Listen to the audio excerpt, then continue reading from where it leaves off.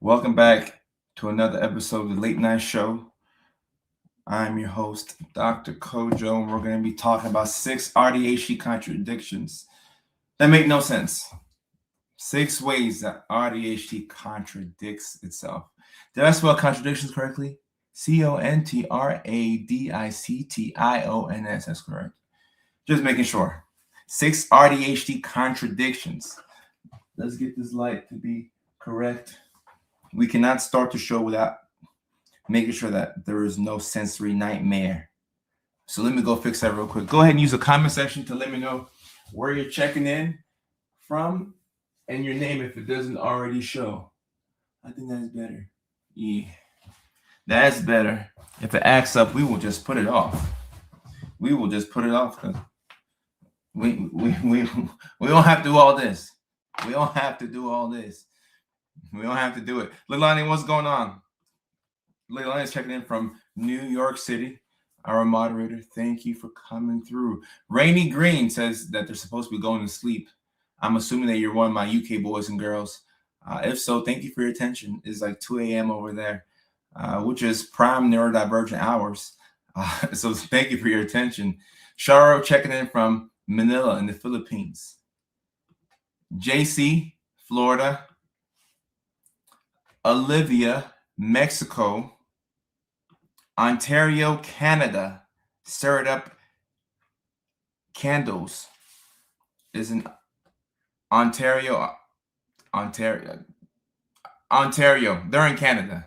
They are in Canada. Maryland in the house. Jaquise from Maryland. Desi is checking from Ghana, my home country. Okay. Thumper, Bunny. Is that how you pronounce your name? So people are checking in from all over. People are tuned in from all over the world to hear what we will be talking about today. Texas, Lonnie checking in from Texas. Speaking of Texas, Houston, Texas, April 26th, the big neurodivergent comedy world tour is starting, featuring your boy, yours truly.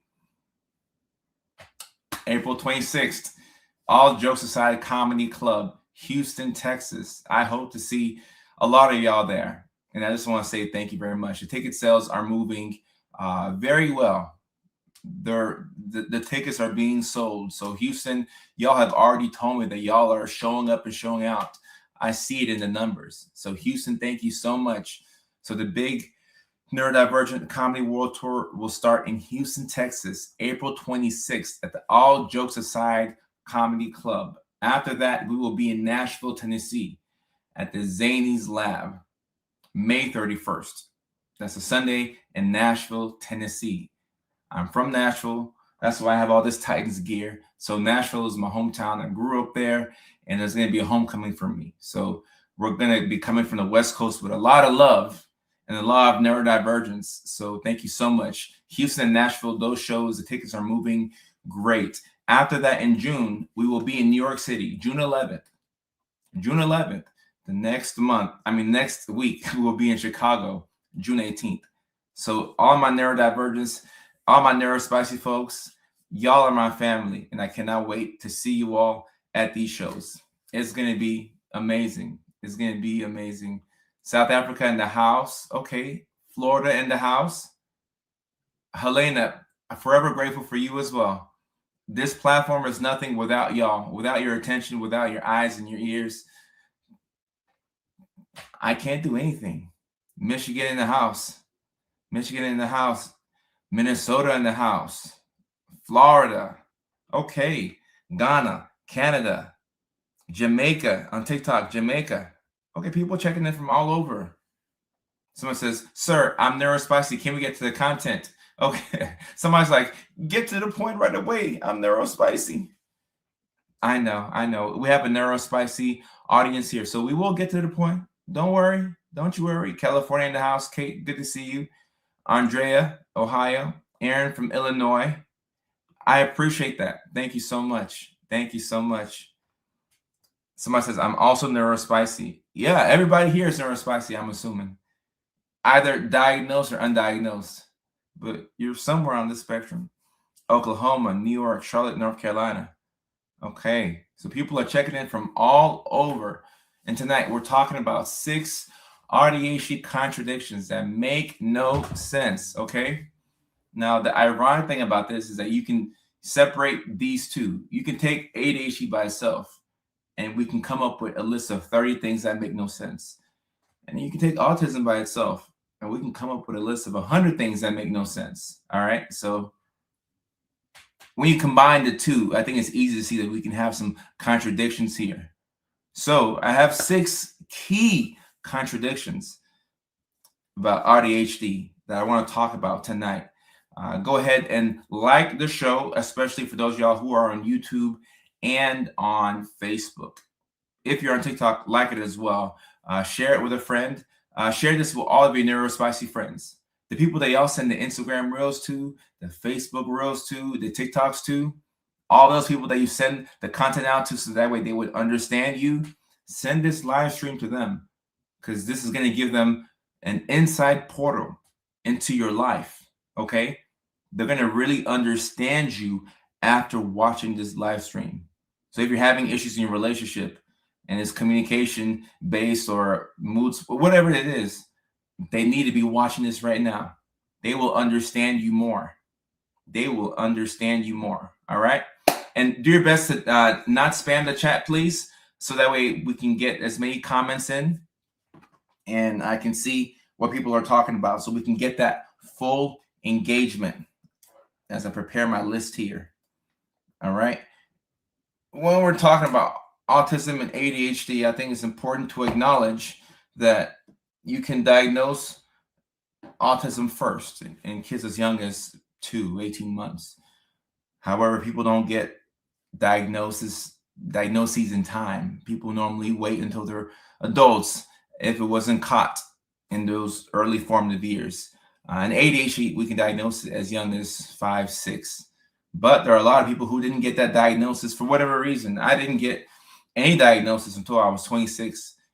Growing up in Nashville, in the projects, there was no psychiatrist. There was no mental health professional. We had a hood doctor, which was just my cousin. Nobody was really going to take care of their mental health. So we were just raw dogging it. I was raw dogging it. I believe that my parents have been raw dogging it. They're still raw dogging it.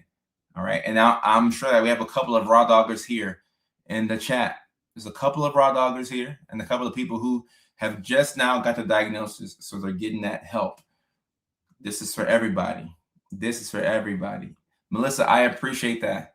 And what Melissa's talking about here is a very, very relatable experience. All right.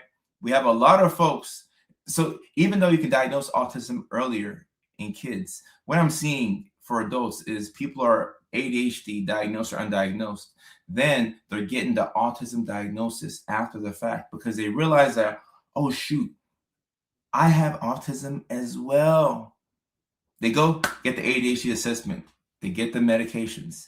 The ADHD is now under control. And now all of a sudden, the autism has come up from the ashes and people can see it.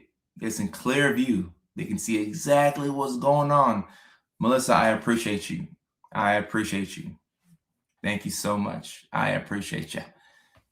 All right, autism, ADHD, 6 AuDHD contradictions that make no sense. All right, to kick off this live stream, number 1, and this one right here, these are in no particular order, but I feel every single one of these. I really do, especially number 1. Especially number 1. This is a daily struggle for me. A daily struggle. Number 1, you love routines, but you also hate them. Number 1, and I'm going to put it here on the screen for those of y'all in the back. All right. Number 1, you love routines, but you also hate them. This is just too personal. I should just stop right now. This is just too personal. It's just too personal. It is too personal. I mean, where do we start? Routines. We know that when the routine goes out the window, what happens? Your mood starts to dip. You become depressed. You forget to leave the house. We know that routines are important. And guess what? We actually like them. We like routines and we like schedules and we like planning things. The issue is that we don't want to follow through with what we planned. That's the issue. The issue really isn't the planning part or the routine part. The issue is the follow through. Okay. And this is because you have something that we like to call executive dysfunction, which really sucks. And sometimes we use the term executive dysfunction and ADHD paralysis interchangeably. Okay. So if you're new to this community, if you hear either one, we use those two interchangeably. So you have executive dysfunction, ADHD paralysis. You can think of them as the same thing. All right. But the reason why I like executive dysfunction as a term is because it's a more all encompassing term. Because people who just have autism by itself also struggle with executive dysfunction. The autistic experience lends itself to you dealing with executive dysfunction. You have to mask. You have to have a mask for school, a mask for work, a mask for dating, a mask for friendships. You're 7 different people in one, not quite multiple personalities, but you're 7 different people in one. So when you come home by the end of the day, you're tired. And this is why you can't get the trash out.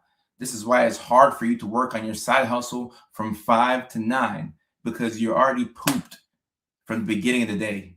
You spent all your energy trying to survive the day and mask as an autistic person. So now you're tired AF. Lovita in the chat says no mask when speaking here. No masks are needed over here. This is a neurospicy encouraged area. No masks are needed here on the live stream, by the way. You can be who you want to be. Over here, I don't have to pretend that I'm normal. I can just be crazy and I can be me. All right. It's going to give you energy because the masking, it drains your energy. So if you're somebody who has autism and ADHD, you're being hit with a double whammy. So that means that you have 2 different conditions that are draining your energy. So now it's difficult for you to do any single thing. So normally what I see here is the autism part is the part of you that likes to stick to a routine. This is really the autism. I want to stick to a routine and we do things this way every single time. All right. And here's the thing that we have to really look at. All right. When you're talking about routines with autism, I'm not just talking about I wake up in the morning at 7. I go to the gym at 8. I take my protein shake at 9 o'clock. I go see a patient at 9:30. Then I go talk to a friend at 10 o'clock. That is routine, yes. But when you're talking about autism and routine, I'm also talking about systems and order, the way that you do things. So if you're autistic, the way that you get dressed more than likely is the same every single day. You put your underwear on, then you put your pants, then you put your shirt on, then you put your hoodie on. Some people do it backwards. Some people put their shirt on. What? Who am I to say backwards? Because I don't know who you are. But some folks like to go shirt first, then jacket, then pants, then shoes. But regardless of however you do things, if you're autistic, like just watch yourself tomorrow. Every autistic person in the chat, watch yourself, okay? Make a note to yourself. Watch how you get dressed, okay? What do you put on first? Is it socks first? Is it the pants first? Well, I mean, you should put the underwear on.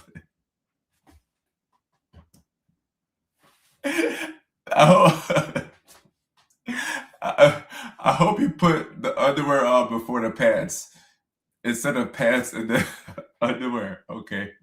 So I hope you put the underwear on and then you put the pants on. All right. But you'll realize that you have an order in which you get dressed. And even when you shower, next time you take a shower, pause and observe yourself. Do you wash your hair first? Do you scrub your balls first? Do you get your armpit first? Get your back first? You normally have a specific way in which you shower. You have a way in which you eat. Do you put the cereal first and then the milk? Or do you put the milk and then you put the cereal? If you ask me, I say you got to put the cereal first and then you put the milk in. If you put the milk in, then It doesn't make sense to me. But there's an order in which you do things. Okay. So when we're talking about routines and autism, it's not just your daily schedule, but it's how you do things. All right. And the video that I made recently, I talked about making the bed. When you're making your bed, let's say you're somebody who likes to fix the pillows first before you do the rest of the bed. If you can't find the pillowcases, that can throw you off to where you don't do the rest of the bed, because we have to put the pillows in the pillowcase and then we can get to the rest of everything else. Pillows in the pillowcase. Then we make the rest of the bed. And if this is how you do things, if you can't find the pillowcases, guess what? You won't make the bed. So if you think you could be autistic, just observe these things, because this is what an autistic person would do. All right. So you love routines. At the same time, you hate routines. Okay. And this is where the ADHD part comes in. The ADHD part, ADHD, between ADHD and bipolar, I don't know which one is I don't know who has more fun, the ADHD person or the bipolar person who is hypomanic. Now, mania, full-blown mania is pretty dangerous. It is fun, but it's pretty dangerous. But hypomania, where you're not quite manic, but you have more energy than usual, hypomania tends to be pretty fun. And ADHD, we want to have fun. Okay. So this is why we don't want to stick to the script. We come up with all of these plans, how we're going to get our stuff done. And then when it's time to execute, we don't do it. And I know that my team and my employees, they know that I'm crazy, but they're so tired of me coming up with a system as to how I'm going to get things done. And then when it's time to do it, I'm like, I don't want to do it. I don't want to do it. I don't want to do it anymore. I was just kidding. I don't want to do it. I lied. I don't want to do it. And it's tough. The people in your life will be frustrated by this. If you're dating somebody and you do this type of thing, they're going to think that you're crazy. And maybe so. There's good crazy and bad crazy. We're good crazy, right? We're good crazy.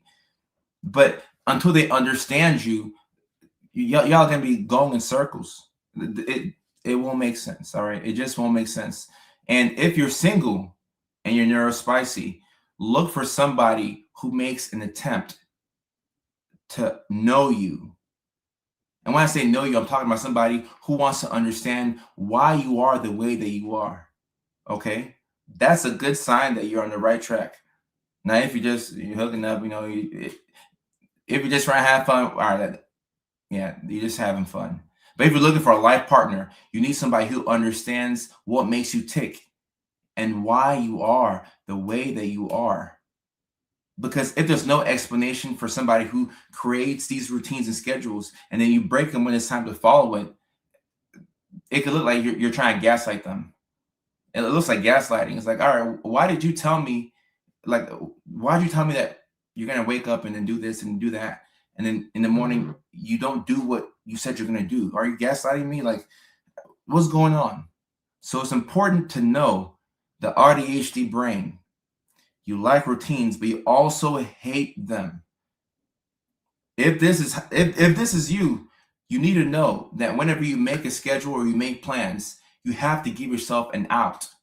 All right? Don't make plans without giving yourself an out. What does that mean? It means that on your schedule, there should be like 2 or 3 different spots where you can choose not to do that thing, or you can take a break. And keep in mind, things take longer than you expect them to take. So this is why we run out of time at the end of the day. So give yourself an out. Say, okay, I'm supposed to go hang out with friends at 3 o'clock. But if tomorrow comes and I don't feel like hanging out with friends, all right, I don't have to do it. I'm not going to hang out with friends because I don't have to. But if you force yourself to do it, it's going to make it worse. All right. And the reason why you don't want to do these things is because there's a perceived demand. It's the obligation. And it's so crazy because if there's no perceived demand on that task, you'll probably do it. But when you tell yourself that you have to do it, now you don't want to do it. Okay. And a lot of little kids get in trouble because, kids are like, I don't want to do it. And as a parent, you're like, I'm not going to argue with this kid. You're 7 years old. You don't pay any bills in here. But the kid would do it if you spun it in a different way, if you gave the child some options. Okay. And a lot of neurodivergent sadness comes from lack of perceived options. All right. You're not sad. You just feel like you have no options. Okay. And you do have options. Like Charles is talking about the taxes in the chat. You don't have to file your taxes. Okay. You don't have to file your taxes. But guess what? If you don't, bad things happen. They put a lien on you. The IRS will get their money one way or another. They're going to garnish your wages. They're going to come after you. But you don't have to. You ought to file your taxes. But you don't have to. You know what I'm saying? So look at things from that perspective. Like, you ought to do this. You ought to do that. You don't have to, but it's a pretty good idea to file your taxes, all right? We want to stay on the right side of the law. You want to stay on the right side of the law. Number 2, this one right here. This one hit me in my throat too.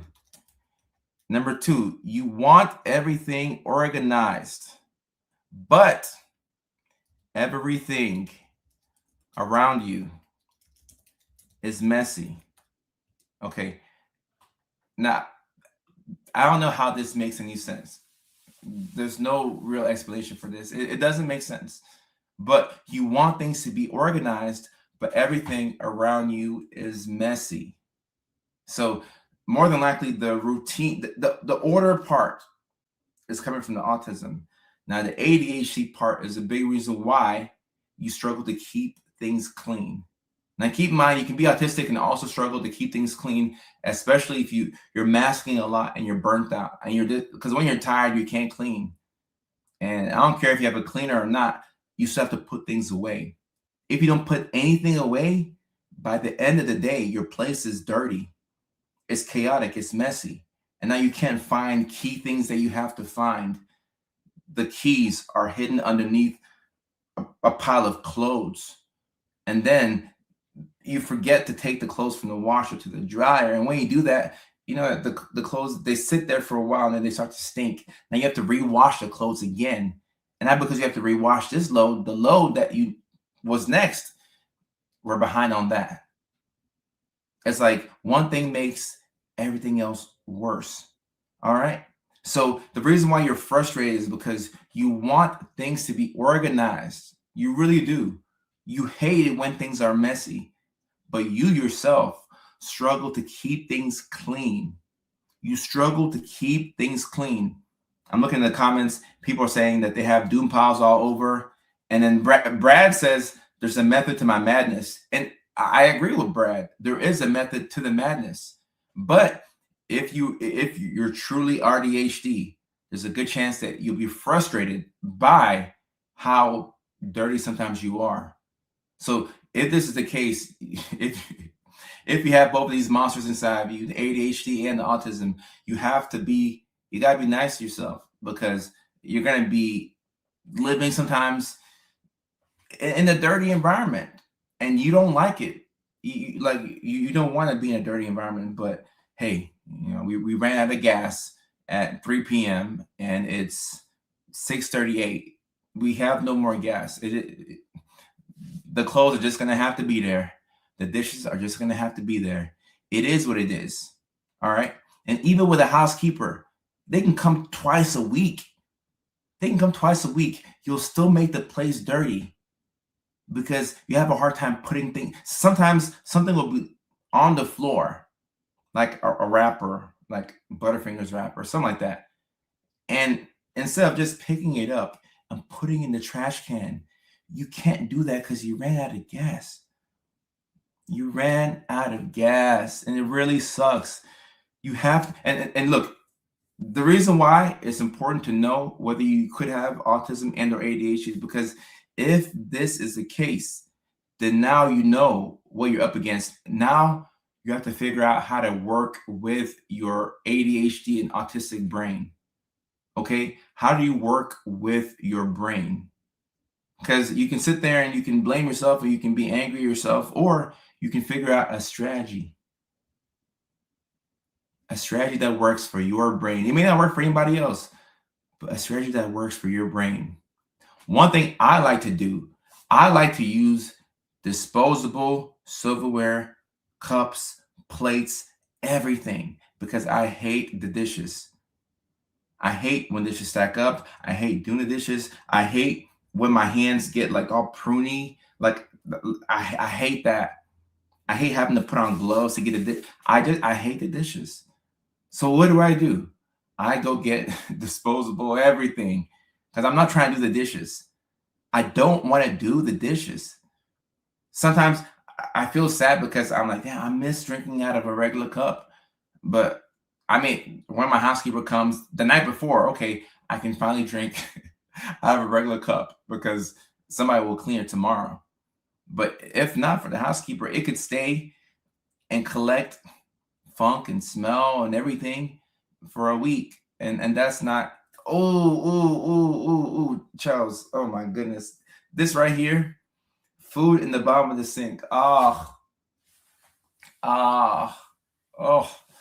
It reminds me of when I had to do dishes as a kid, and there'd be all kinds of food there, and then my mom would be screaming at me, and I couldn't opt out of it. I'm like, no, I don't want to do this. I don't want to do this. Oh, oh, oh my goodness. Oh, you'll clean for me, Denise. You're far too kind. Disposable everything, Leah. Disposable everything. All right. And I mean, this can feel like, you can feel kind of kiddie, or you might feel like you don't live at your house if this is what you do. But what's the alternative? You're gonna do the dishes every day? No. Disposable everything.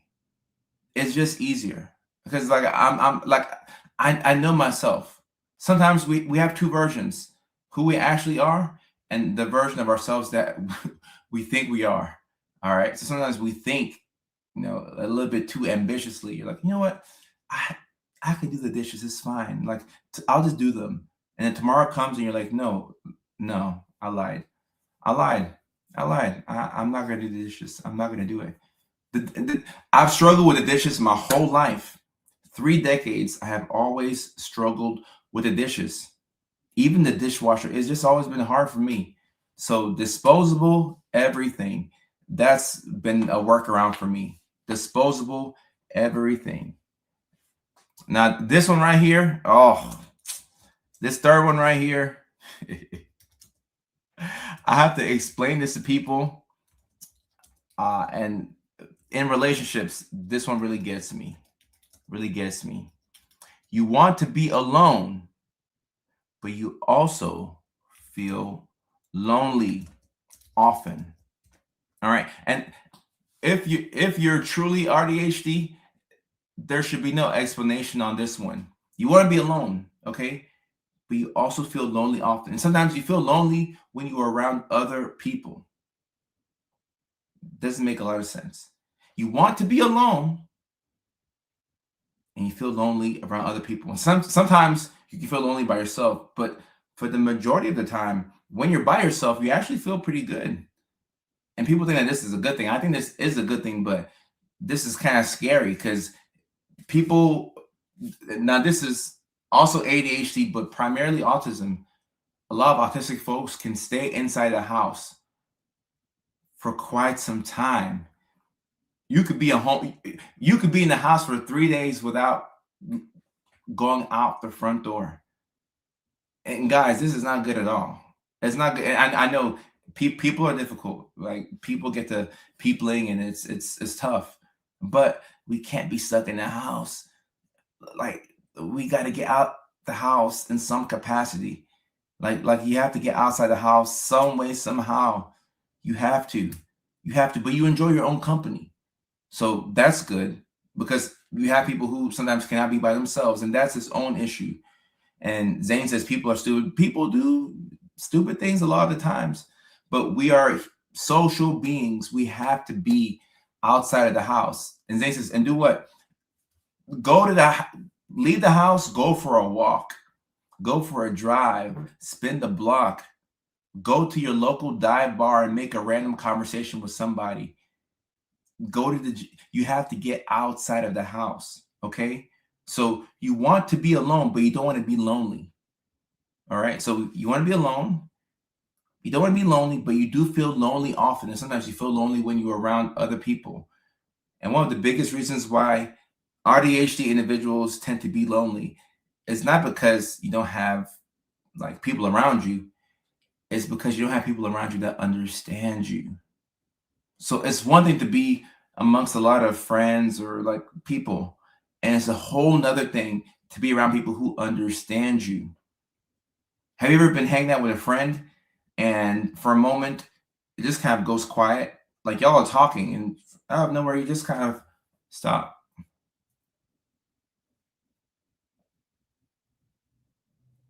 You look around, they look around, you zone out for like a minute or two, long, uncomfortable pauses. And then you're like, oh, what were you saying again? Oh, yeah, I was talking. You really can't do that in neurotypical spaces. People are afraid of silence. If you have to fight for the right to be silent, you just rather stay in the house. Like, I don't have to explain to you why I don't feel like talking, because now if I explain to you why I don't feel like talking, I'm even more irritated. When people understand you, you don't have to to act. You can just be you. So if you have more people around you that understand you, or even just one or two, like one or two people that understand you, that goes a long way. That goes a long way, and it helps to recharge you. You feel energized because there's somebody out there that understands you. There's less to explain. And if I say all the time, if you have one good friend, you're doing good. One good friend, you're doing amazing. Just one good friend. All right. So you want to be alone, but you also feel lonely often. The being alone part is not the issue. All right. The only issue with being alone is we have to have some type of a meter or some type of something to gauge how long we stay in the house so that we can leave the house. And if you haven't been out the house in 3 days, tomorrow, please just go outside and touch grass. I know it sounds stupid, but I did this one day. I was feeling sad. I went outside and I touched the grass and I walked back inside the house. And when I walked inside the house, I started to arrange my place. I felt better. Go outside and touch grass. I've never met somebody who touched grass and felt worse. What, the grass is going to electrocute you? Or no, like go out and touch grass. Like it'll make you feel better.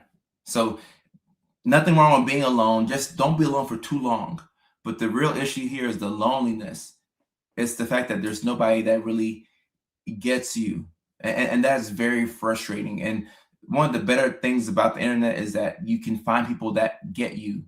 Obviously, internet safety is a thing. You have to make sure that people aren't creeps, like, yeah, so on, so on and so forth. But it's the feeling of being misunderstood that drives you up the wall. And I mean, I got to a point in my journey where I let go of my need for understanding. And it was one of the most liberating. Heather said, I go outside and smoke grass. Heather, whatever floats your boat. That's funny. That's funny right there. But letting go of my need for understanding was one of the most liberating things that I did for myself. I remember I was talking to a girl, and we were at Frog Hollow Restaurant in Augusta, Georgia. And we're talking, and along the way, I was like, I'll let go of my need for understanding. And she was like, wow, that's powerful. And I'm like, yeah, like I'm not gonna explain to you, like I don't need to be understood anymore. Now, do I? Yes. But in general, if people don't understand me, like it is what it is. Like argue with a wall. Like you don't have to understand me. I understand myself. And I have a couple of close friends that understand me. And the feeling, and I really feel like that's what love is. Like think about love. Everybody's like, oh, I love you, I love you, I love you. No, like don't love me.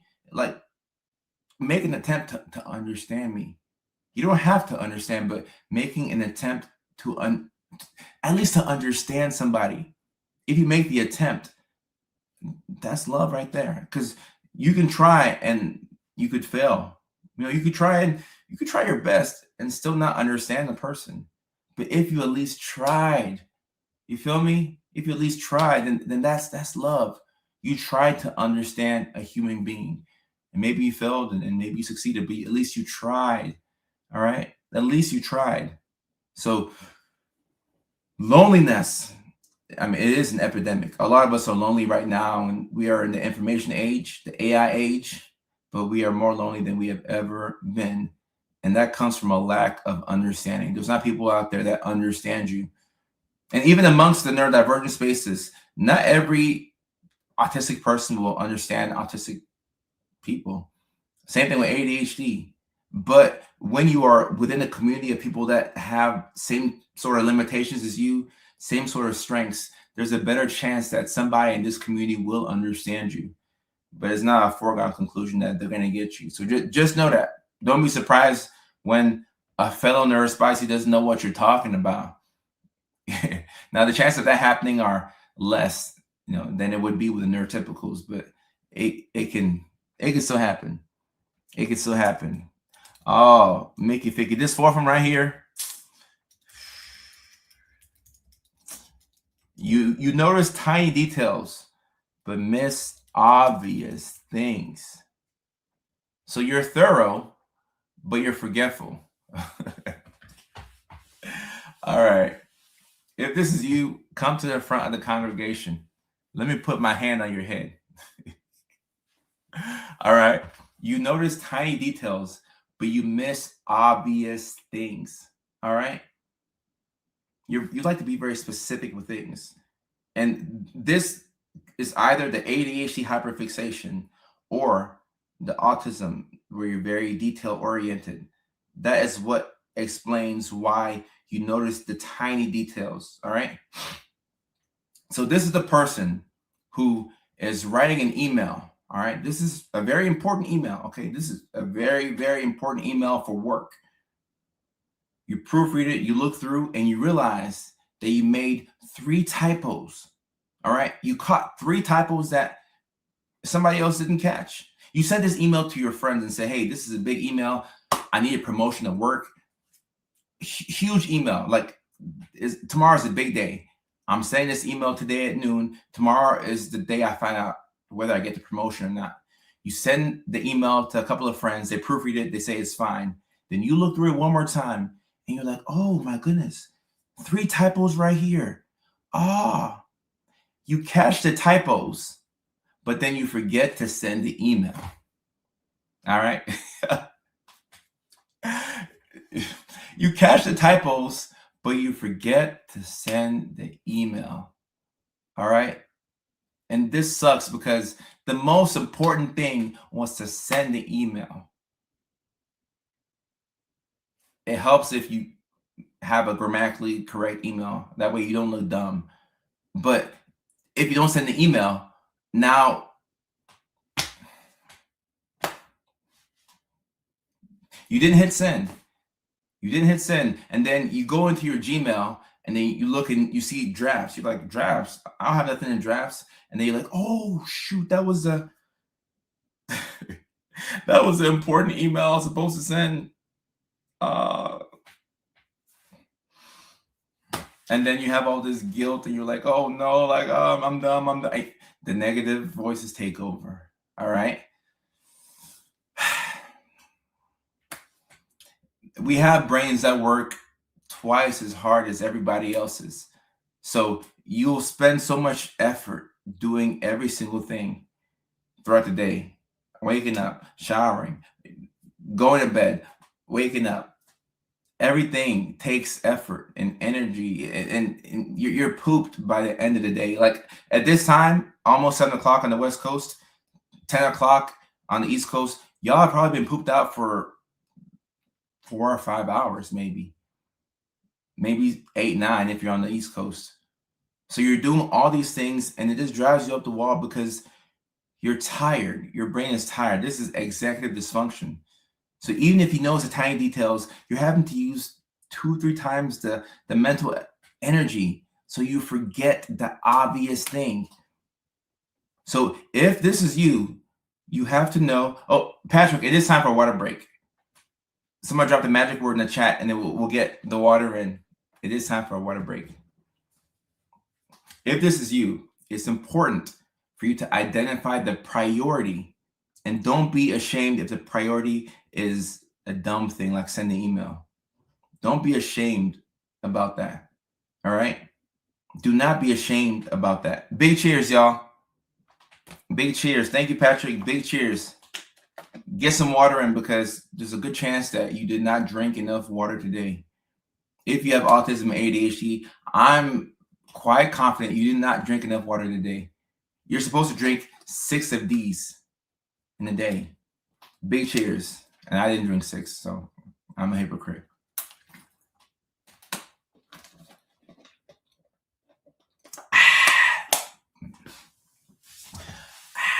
Big cheers, big cheers.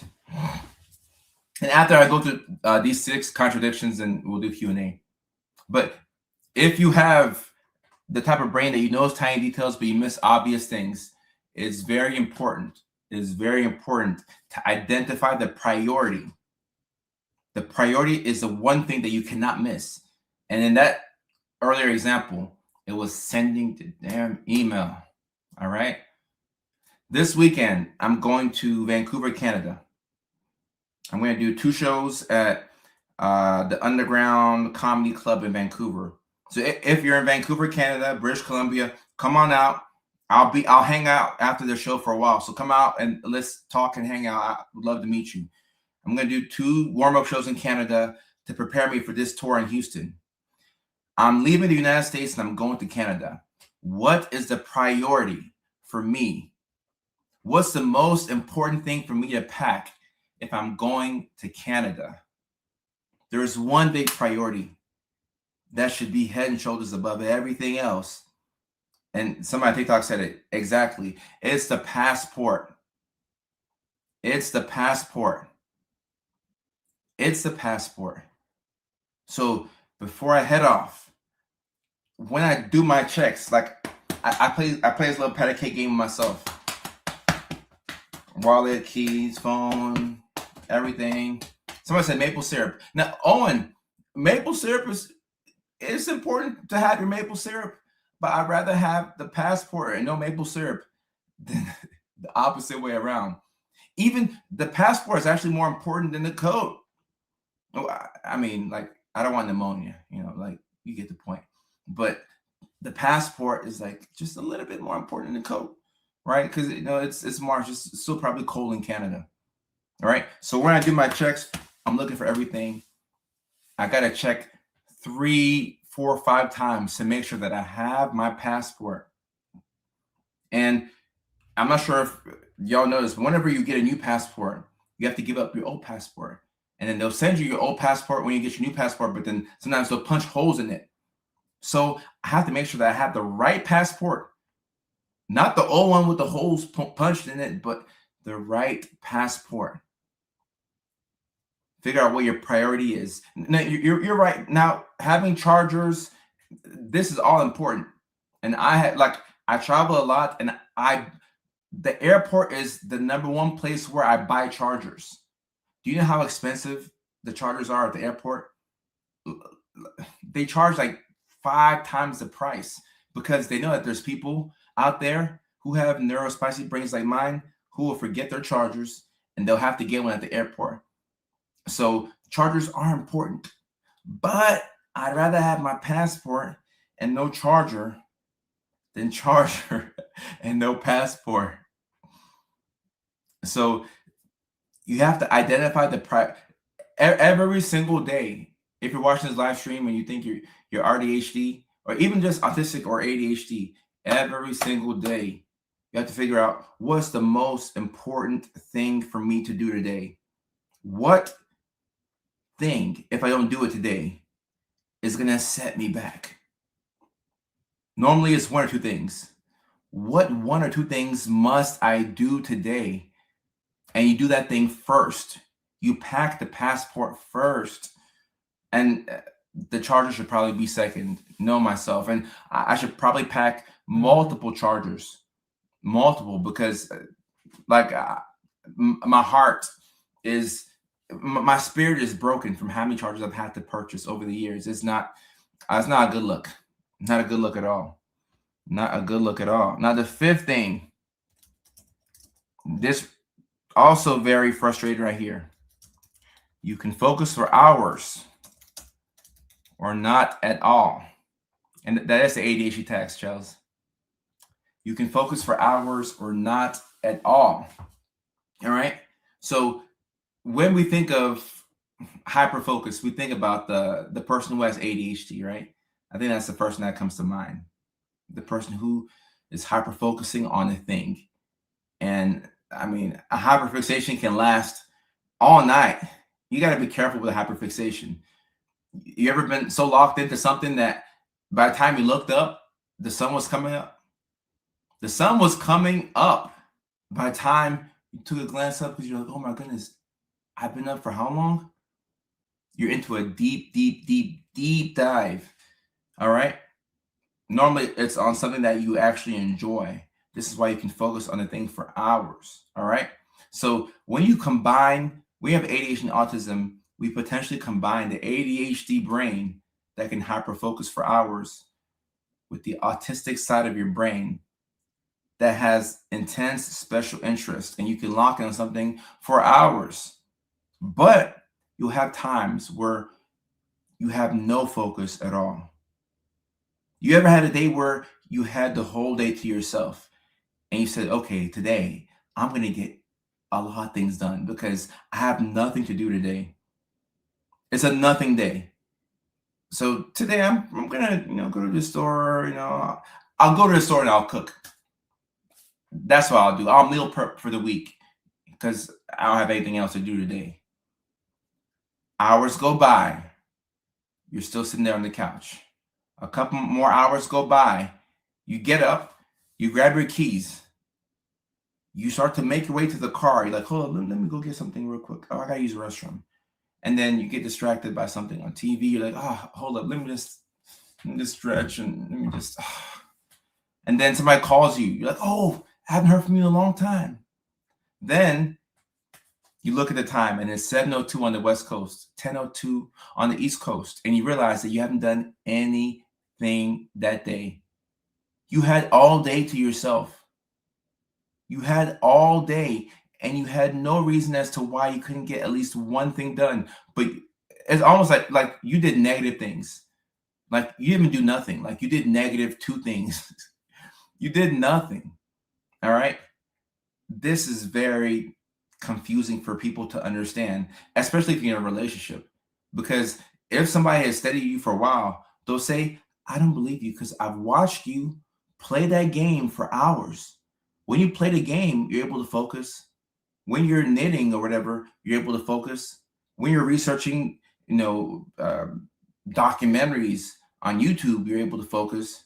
When you're doom scrolling, you're able to focus. But now I want to spend time with you, or I asked you if you could take out the trash and you didn't do it. You didn't do it. Let's say on this nothing day, right? Your partner went out and they went to work. All right. They had to go to work today and you were at home and they asked you to do one thing. It's kind of like when your mom says, can you take the chicken out the freezer? Like your mom would say, hey, take the chicken out the freezer. And you're like, oh, okay, mom. And then you can hear your mom's keys opening up the door and you're like, oh, I didn't take the chicken out the freezer. That situation plays itself all over again as an adult when your partner asks you to take the trash out and you're sitting there playing the video game like, yeah, I got you. I'm off today. Yeah, go to work. I got you. Then they come back home and as they pull in the driveway, they see that the trash has not moved. They open up the front door and they're like, have you even moved at all? You see how that's going to start an argument? You had all day You had all day. You had all day and you didn't do anything. Oh my goodness. You're lazy. You don't care. And depending on what type of day your partner's had, you don't care about me. You don't pull your weight. Nah, I mean, those things could be true. But sometimes our biggest enemy is being in the house and having too much time. Now, the reason why you can focus for hours and sometimes not at all is because you struggle to regulate your focus. It's the regulation of your focus that's difficult. All right. So sometimes you'll pay too much attention to something that you don't want to pay attention to. And other times you won't pay enough attention to the thing that you want or should be paying attention to. So it's the regulation of your focus. And this is primarily an ADHD thing, but you also see it with autism. Because if you're autistic, right, and autism means that the way that you communicate with the world is different from how a neurotypical person will communicate with the world. So if you're autistic, you have a different language. So because you're talking one language and the rest of the world is talking another language, you're not going to be on the same page. So that right there, that will drain your ability to regulate your focus. And now you throw in the ADHD, it's like, damn, like, dang, like, I couldn't get the trash out. But I did win 3 national championships on NCAA with Alabama. I won 3 national championships. I got a couple of trophies. I won the Super Bowl on Madden. I played Call of Duty. I had fun. But I didn't get the trash out. And now, girlfriend wants to fight. They want to fight. So it's important to know that you have this type of brain that has autism and or ADHD, especially if you have both. You will really struggle with this sort of thing. And what I found, let's say you're having one of these days where you can't focus at all right? If you can't focus at all, the best thing to do when you're stuck in ADHD paralysis or executive dysfunction, instead of judging yourself for what you should be doing, stop wanting to do what you tell yourself that you should be doing. Because the reason why you're upset, where you have the internal conflict, is because you're stuck on the couch and you want to do the dishes. You notice how 4 hours can go by and you still haven't done the dishes? So instead of, like, the issue is not the dishes. At one point or not, the dishes will be done. But the issue is you having the desire to want to do the dishes, but not having the follow through to get them done. So if you no longer want to do the dishes, at least for that moment, I'm not saying let them pile up and let it get dirty, but for that moment, if you no longer have the want, the desire to do the dishes, that will give you your mental peace of mind back. This is one of the best tips for executive dysfunction I can give you. Stop wanting to do the thing that you tell yourself that you should be doing. Because not wanting something is just as good as already having it. All right? Our desires are what make us sad in life. Having too many desires. I want to do this. Still be ambitious. But when you want too many things and you only have the capacity to do a certain amount, it's going to make you very sad. All right? Because you just can't get that thing done. So if you no longer want to do the dishes, then for those 4 hours, you are actually present. You actually got to enjoy yourself. But if you make yourself feel bad for playing the game or for, watching Love Island or whatever, now, eventually, when you go do the dishes, you realize that 6 hours went by and those are 6 hours with no peace. You didn't have any peace. You tortured yourself for 6 hours. That's what you did. You tortured yourself and then you did the dishes. You could have given yourself the mental real estate back. So that way you can enjoy life. And if you enjoyed those 6 hours, guess what? Then you would do the dishes, but you would have the energy to then go do the laundry because you enjoyed yourself. You had fun. Keep in mind, you have autism and ADHD. So you have ADHD, you have to have fun. You got to have fun. So you cannot blame yourself for not doing the thing that you want to do. I mean, you can, but you shouldn't. You can, but you shouldn't. You can, but you shouldn't. Number 6, This one right here, I went back and forth with my dad on this growing up, and he never understood it. You need background noise to focus, but only want your noise. You need background noise to focus, but you only want your noise. When is somebody else's noise or a noise or a sound that's not approved? If the people in here have not approved that noise, then you are extremely frustrated. And it's going to make you want to pull your hair out. The little hair I have, it'll make you want to pull your hair out. Okay? You need background noise to get up and get going. More than likely, what's happening is that you're understimulated. We talked about overstimulation, and that's a problem. You know, you're not supposed to be overstimulated for so long, but understimulation is just as bad of a problem. I told my therapist about you because you made a lot of things make sense for me. I appreciate that. Overstimulation, it sucks, right? We know that's a sensory nightmare. Is this too loud and I'm too frustrated? Like, leave me alone. I want to fight somebody. At the same time, understimulation could be just as frustrating. Like we're low on dopamine. We need something to get going. I'm pissed off because I'm stuck. I'm pissed off. Like, help me out. Help me out. I am pissed off. I cannot get off the couch. I need something. Then you realize, oh, I need music. I need music. Oh, then you cut the music on, and it's your favorite mixtape, or it's your favorite album, or it's your favorite song. And don't let it be a song that you've been repeating all week. A song that's giving you a lot of dopamine. If you play that song on repeat, all of a sudden now you have energy to get the housework done. Now you have energy to send a couple of emails, because guess what? You are in a good mood. You're in a great mood now. So now you're actually sending emails. You can be talking to somebody on the phone and you have the background noise on. And not because you've heard your favorite song, you're in a good mood. So now you turn the music off and you go turn the TV on. And you put it on like Sports Center or the Weather Channel, or the History Channel. And then you have some background noise playing. So that way you have some type of sensory input. And now you're on the phone. So you're not really on talking to somebody and listening to what they're saying on TV, but you just need that to be on in the background so that you can get the powers to do everything else.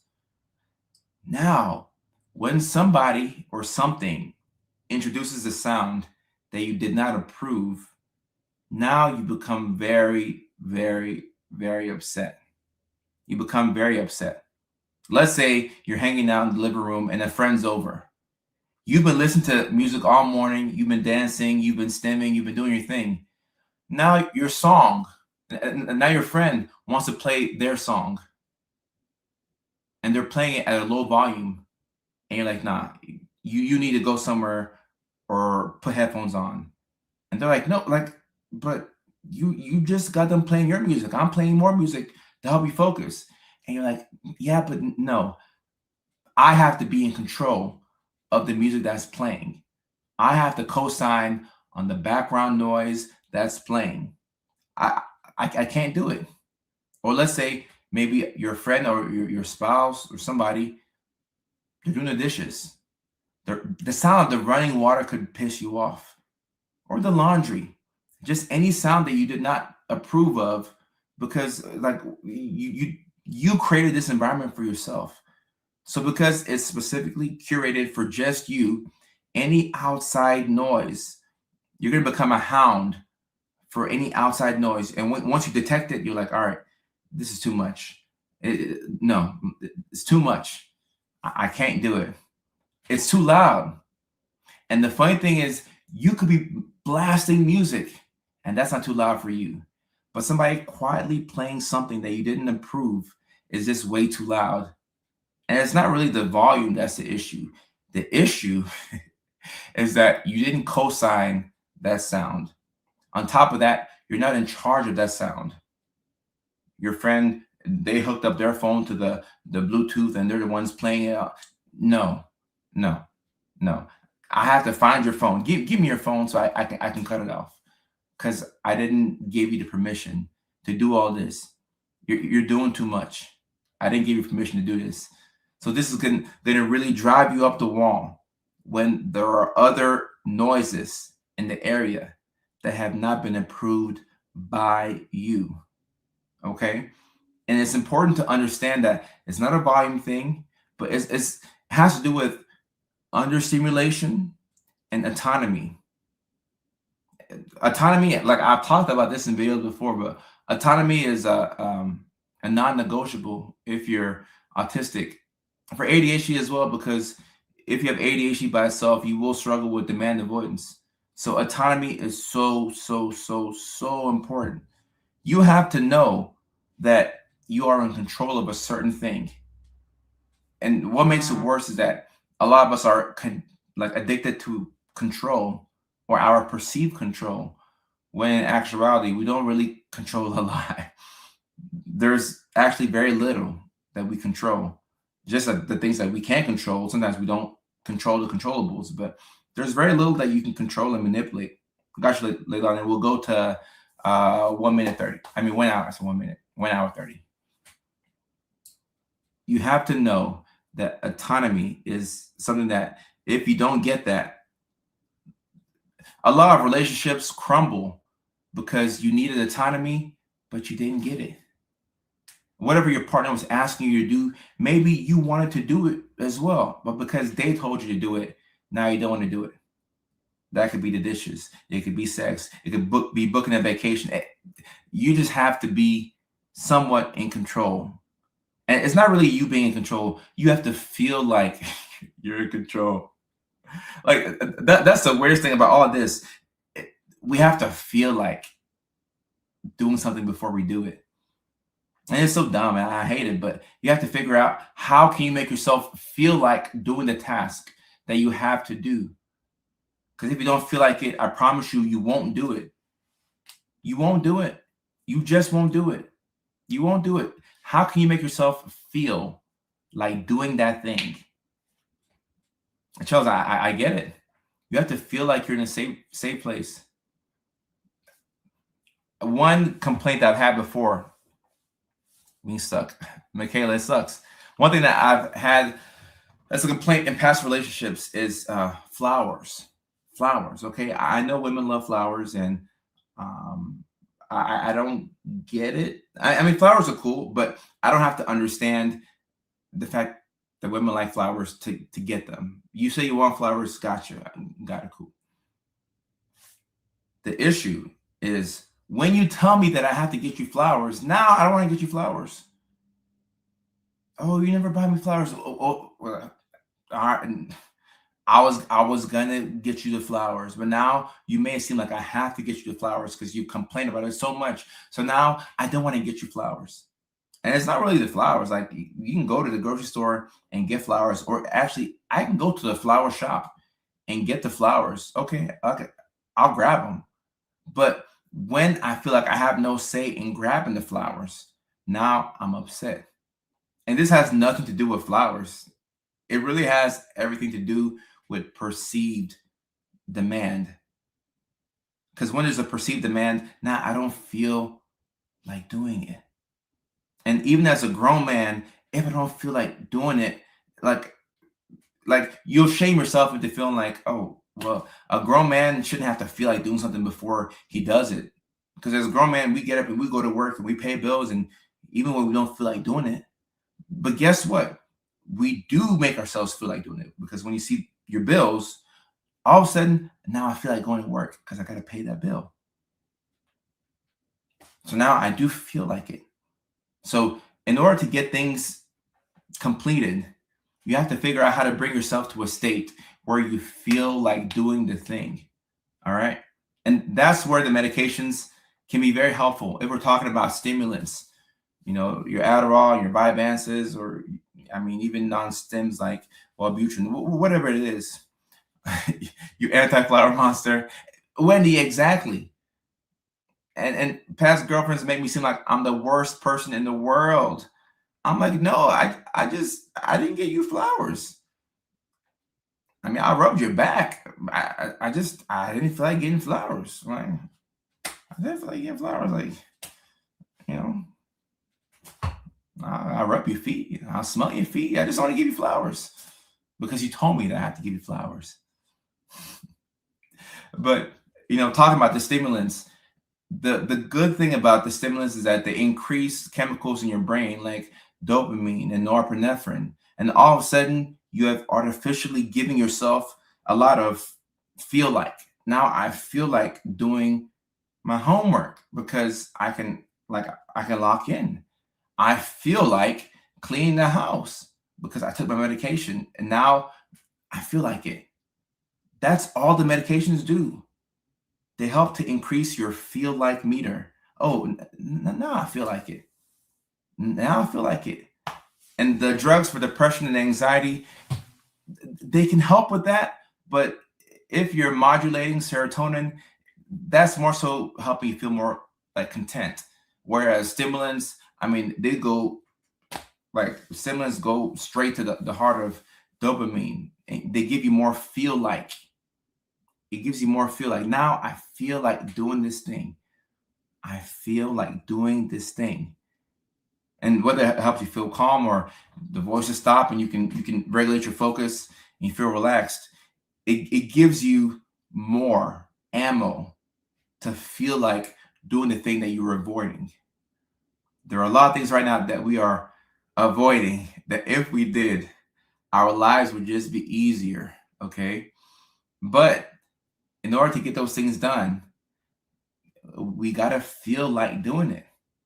We have to feel like doing it. So when a child is going back and forth with a parent and they say, I don't feel like it, believe them.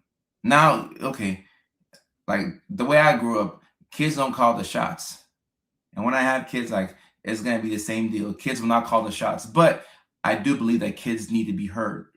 Like whatever you say as a kid may not, like I'll probably still do my thing, but like, yeah, I do want your input on it. I do want your input on it.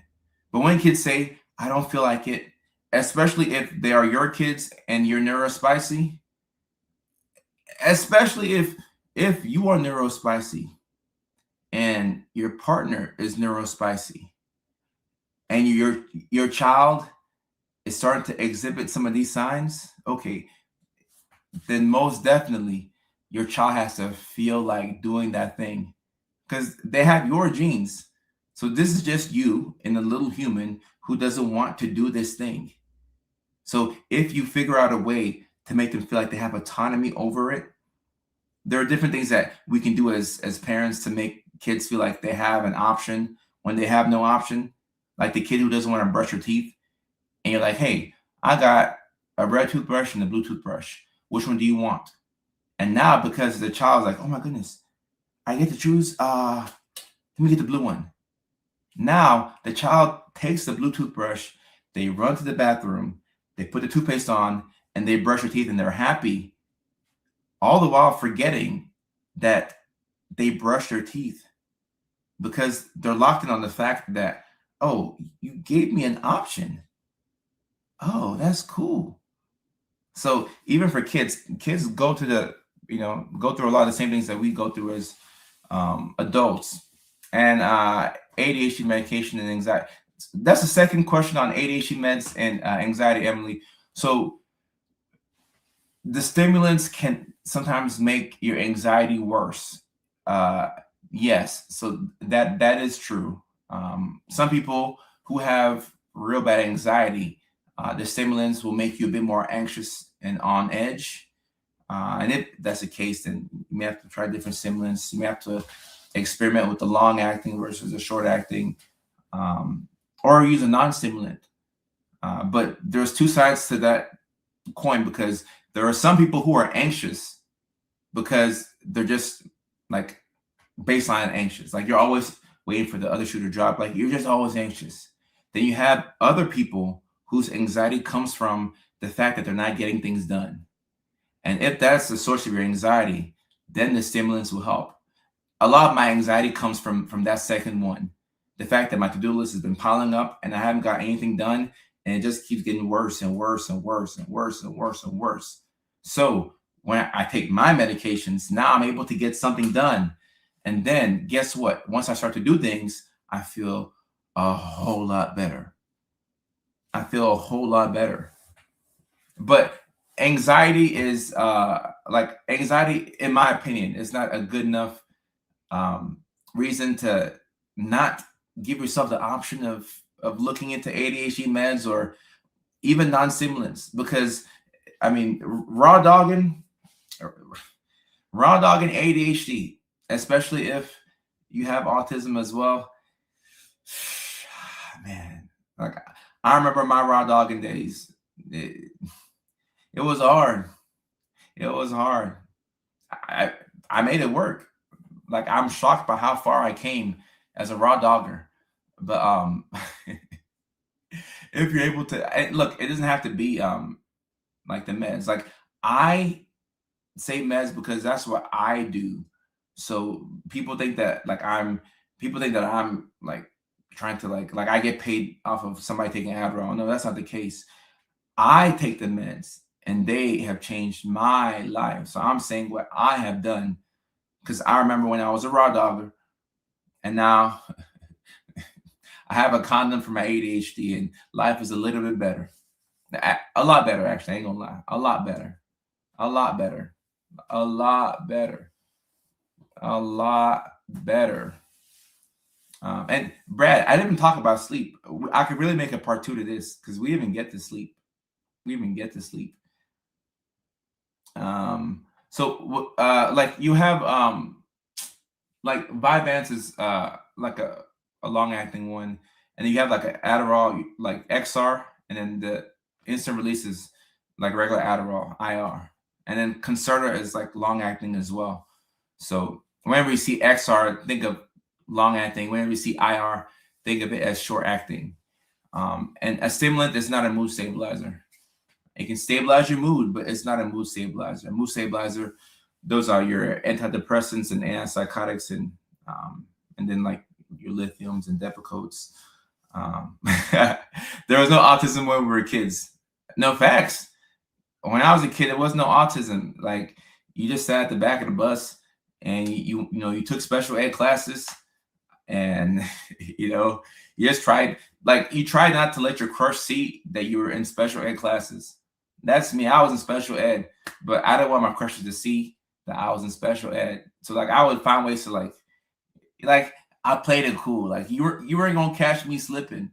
Like I was pretty good at research. Like I would play kickball, and like I was one of the kids. Like you wouldn't have known I was in special ed because I'm not gonna let you see me leaving the special ed classroom because it was gonna mess with my game with the ladies. So they thought I was like regular ed. The whole time I was special. The whole time I was special. And Robbie, funny you say this. I feel like this is one of the words that you can't say on Twitch. There's a couple of buzzwords that they won't let you say. I think I won't even say it now because I don't know what you can and can't say. But yeah, Leilani, the special ed was gonna mess up my game with the ladies. Like I didn't need Amanda to know that I was in special ed. So I had to, like I felt like a undercover agent for real. Just like hiding my, my special edness. So like I was cosplaying as a regular ed kid. What did I say? I think I said Adderall, XR, then Concerta, and then Vyvanse. No one knew I was raw dogging. No one knew I was ADHD until I was adult. And years of raw dogging hit a wall. Right. So you normally hit a wall with raw dogging. So like that was me at 26. At some point you hit a wall. And that's how a lot of people find the content. Like you get to a point where you can raw dog no more. And then you go looking for answers. And whether you type certain things into TikTok or Facebook or Google, like our phones listen to us. And then they're like, this person is researching like ADHD stuff. Let's put Dr. Kojo's content on his phone. But yeah, you normally hit a wall where there's only so much that you can do. Zayna, yeah. Vyvanse, the C is an S with Vyvanse. C is an S with Vyvanse. It was BED class and 401 plan. They made me sit in the front and I hated it. Right, and this is the thing, like you shouldn't be like I don't have any kids, so like I haven't been to an elementary school in a long time. But you shouldn't separate. Like I get being in a special class, but if you're in the same classroom, you shouldn't do things to make other kids like you separate the kids who have like IEP plans and the 504. Like you want them to feel, like you want to sit with your head held high and not feel like, damn, I'm special. Like it's okay to be special, but you don't want to feel special, So but look, if you're born in the 80s, man. Yeah, like you said, it was no autism. You were just special. Yeah, othered cat. That's a good way to say it. And I'm assuming you're born in 84 based off of the name right here. 84, yeah. I don't know how common it is to have all three, but I've seen it a lot.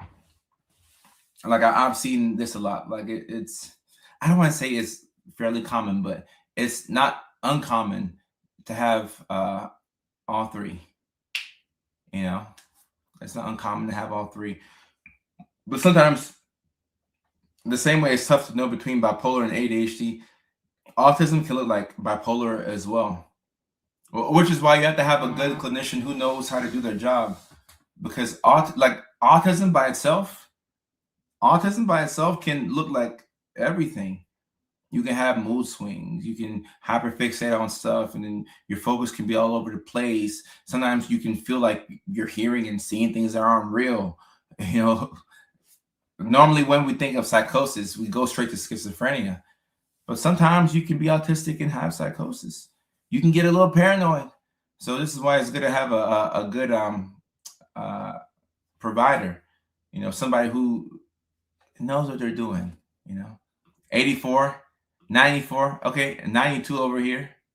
92 over here. I was only 10 years old. What do you Austin's talking back and forth with God. Serquan and Depico. Okay. Those are two staples. Two staples. I'm looking at TikTok. David 96. Rachel 78. People dropping when they were born. Okay, let me see. 93. Okay. 81. Another 93 baby on TikTok. Oh, Cherie on TikTok says, does autism ADHD cause you to have paranoia from childhood? So you can have trauma. Trauma can lead into paranoia. Yeah, trauma can make you paranoid. It most definitely can. Cherie, it definitely can. It's not just like bipolar or schizophrenia. Let me see what else we got here. 85. Okay, Brandy. 85. 88. Courtney. Emily 70. Emily look great for 1970. 72. Wendy, same thing. Colleen, I can't see a photo, but 79. 83 diagnosed last year. Can't see a photo. Robbie 80. Okay. Lori 70. Lori, okay, I see you, Lori. Who's that? Is that I can't see who else in your photo. But y'all look like y'all having a good time. 99. I remember when people who were born at 99, like I thought that they were young. 99, that person's in their mid-20s. Yeah, where are they at? 77, 70, 87. I have not seen a 2000s baby yet. I'm still looking for my first 2000s baby. 86. Okay, Trevor. 82. Lisa, you look hella young. Y'all look so. Somebody made a video about I think did I stitch it? Somebody made a video asking why autistic people look so much younger than their actual age. And at least Lisa, I'm not putting autism on you. Like I'm not putting it on anybody. but y'all look way younger than your actual ages. 76, 89, 98, 86. Matt, you look hella young. You look like you're 25. Unless that photo was from years back. 84. Y'all look hella young. Yeah, you took the words out of my mouth. 1970. Wow. Being autistic is the key to staying young. 2000. Oh, our first 2000 baby. On TikTok, we have another 2000 baby. Amy on TikTok is 2004. 04. Lolly Glock is 85. Trudell is 74. Katie 82. 1950. Backseat. You look super young. My guy, 1950. I don't even believe it. 74. 1970. Olivia Ray, 1970. You look like you're 20 something. 76. 98. Wow. 88. Oh my goodness. The key to being young forever is being autistic. Just turned 40. Let me look at Matt's photo. Bro, nah. That's crazy. Oh my goodness. Wow. 80 baby, best shape of my life. We tend to be late bloomers. That's why I see 84. 84, wow. 86. 80. You say in floor 2. 80. They have good hearts. Probably so. And I'm gonna study that more because I really want to know why. Yeah. 1970? What? I'm 40. Fountain of youth. Somebody needs to study this. Why autistic people are just so much younger. My goodness, this is no, Selena on TikTok. I think that I am onto something. I really am onto something because I feel like we're late bloomers. We're late bloomers for sure. We're definitely late bloomers. Colin on TikTok, I appreciate you. And Colin, not everybody who works at the psych hospital like doesn't care. Like I care, and I've always loved the psych hospital. I don't think I'll ever have a more enjoyable job than being at the psych hospital. So a lot of us care, Colin. A lot of us care. I look young, but my bones feel 60. Yeah, so how we feel and how we look, two different things. Because sometimes our back gets the back, and sometimes we feel like we're like way older, but we look young. I really do believe that neurodivergent people, like, we're late bloomers. Like, everything happens later for us. We get the joke later. We tend to get into our careers later. I feel like sometimes we even tend to get married later. Like, and there's science that explains it because our frontal lobe develops later than it does for people who are neurotypical, especially when you have ADHD. Especially so, a couple of years after your peers are developing their brains, you are developing your brains. So you have to give yourself a lot of credit because you're out here. Some people are out here raw dogging life. They're doing their best to keep their head above water, and their brains haven't even developed yet. And some people are feeling like they're behind because their brains just developed recently, a couple of years ago. So your timelines is just behind everybody else's, which is fine. We want to make sure that we don't compare ourselves to other people. Because why? It's not going to do us any good. So let's have connective tissue disorder. Sarah, yeah. Even ourselves are late bloomers. And Chelsea's, I need a new psychiatrist. That's funny. Ours weren't meant for hunting. So here's the thing: if you let the world rush you, or I mean, if you go off of, like Leilani is saying, comparison is a thief of joy. If you go off of neurotypical timelines, this is a great way to be sad. It's a great way to make yourself sad. And if you look at what really traps people in this world, the thing that really traps us is envy. We don't talk about envy enough. I see that Rainbow Guppy has a brand new car. Rainbow Guppy has a brand new car, and I have my Corolla. I love my Corolla until I look outside and I see Rainbow Guppy with a fast car, a Maserati or whatever.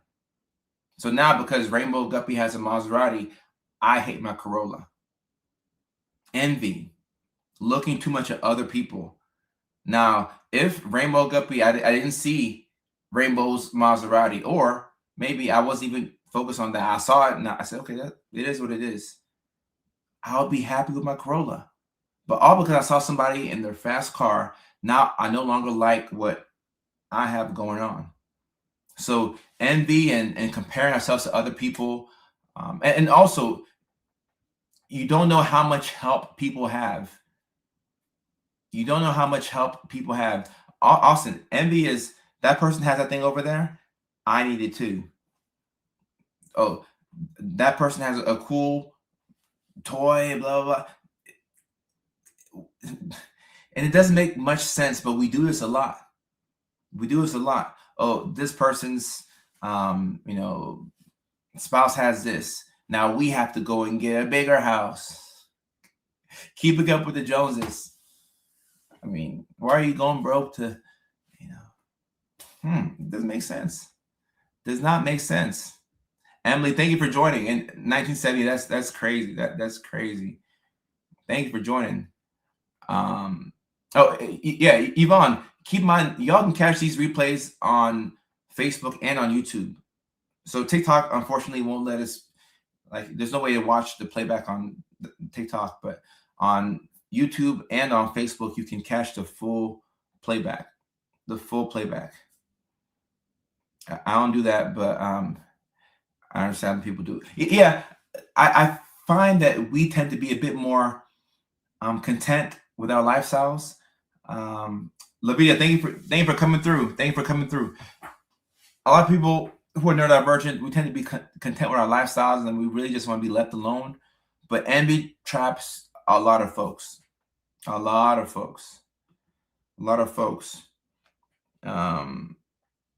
What about intense anxiety? The person on TikTok who asked that question. Oh, yeah. Austin, ask your question. Yvonne, that's funny. You eventually reach a point in life where the mindset changes. You don't really care about that stuff. Yeah. I think that's most people around their mid to early 30s. Maybe for some of us even younger, but at a certain point, you no longer care about that stuff. You figure out what's more important in life, like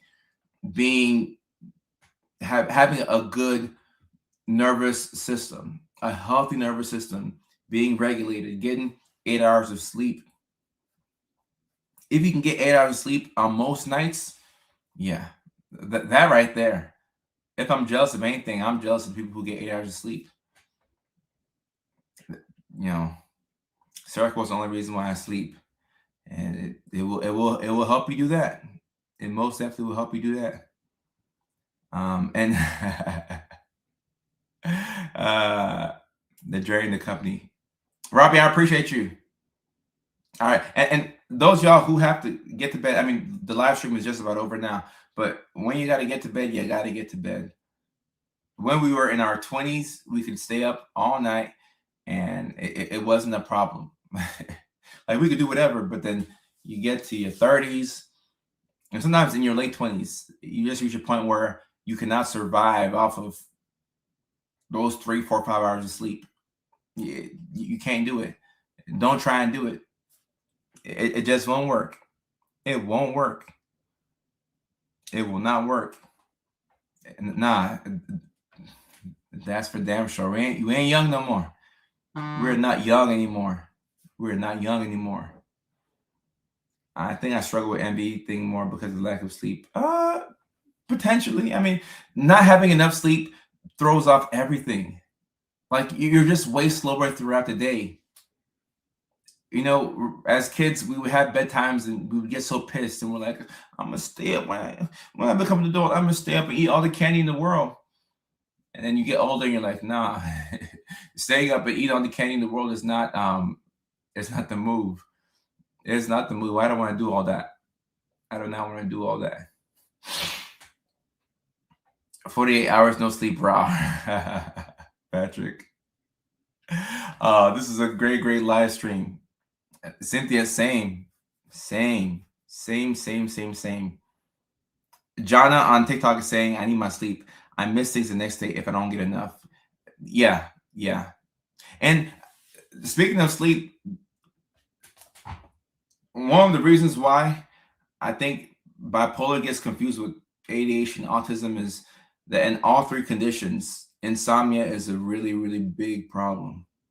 It's a really big problem. It's a huge problem, you know, and we should talk about it more. Zane says, can you be AuDHD and still look people in the eye? Yeah, there are a lot of people who are really good at social cues and they're autistic because they've learned how to mask. Yeah, Leilani, gotcha. So this is Patrick go to bed. Yeah, Pat, if you can get some sleep, that'd be good for you. If you can get some sleep, Pat, that'd be good for you. We need to sleep. We need to sleep. A Wolfpacker says, you're one of the reasons I realized I might be neurodivergent. Diagnosed in January at the age of 51. Wow. A Wolfpacker. I love seeing people get their diagnoses later in life. It makes me feel really good because now you're so much more dangerous. You know yourself. You can put yourself in a good position to win. Awesome. Yeah. Let me see. Yeah, I gotta head up. Gotta go get this late night gym session in. It's almost 8 on the West Coast.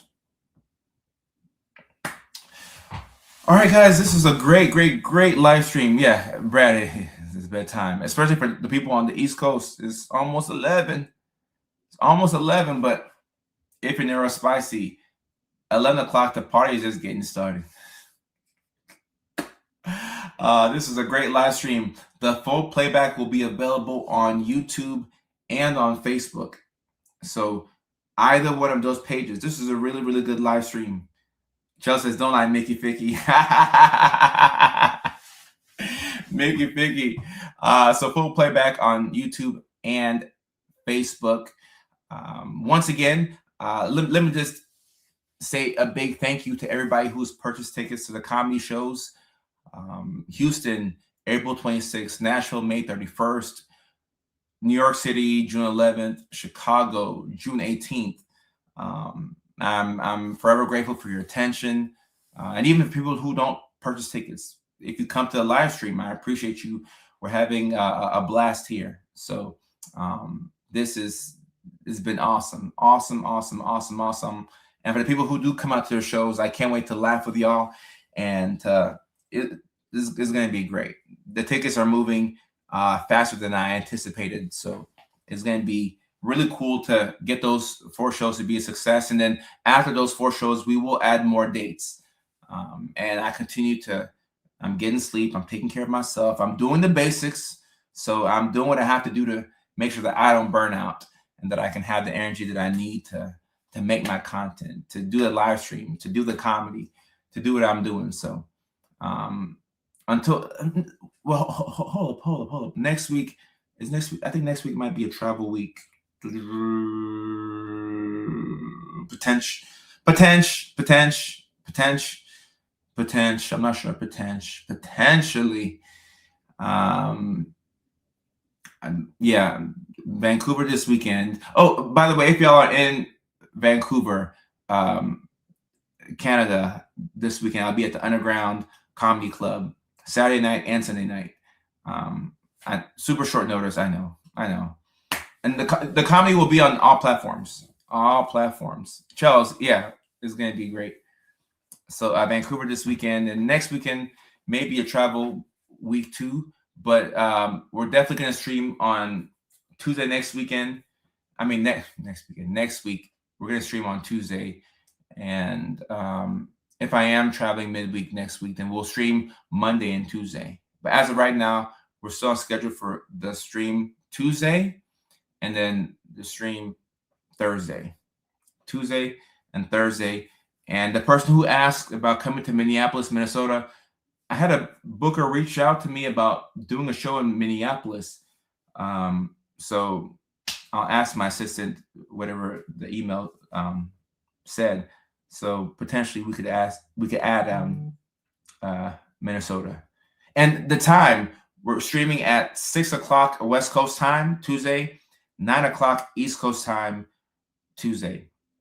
And today I am proud of myself because I was actually on time. It was like 6:15. It was like 6:15. Like I was close. And Rainbow Guppy, I am coming to Nashville May 31st. And the Nashville show is selling out really fast. I'm very grateful for how well tickets are moving in Nashville. I'm really excited about that. So yeah, next week, Tuesday at 6 o'clock West Coast time, right? That's 9 p.m. in New York City. That's 8 p.m. in Nashville. That's 7 p.m. in Phoenix, Arizona. That is 6 p.m. in Seattle, Washington. That is 5 p.m. in Anchorage, Alaska. That's 4 p.m. in Honolulu, Hawaii. And that's also 2 a.m. in England for my UK boys and girls. We got an international audience, so I try and have as many times that I put out there. And yes, Adam, we're looking to add a show in Seattle. I'm trying my best to get that show in Seattle for my Washington boys and girls, and even Spokane at some point. But Seattle will be before Spokane. Zulu time. Okay. All right. Awesome. Great live stream, y'all. I will see y'all next week, Tuesday. And I can't wait. This is a great live stream, and I know Tuesdays is going to be just as amazing. So until then, y'all do your best to get some sleep, and I will do the same. Peace. Take care. I love y'all.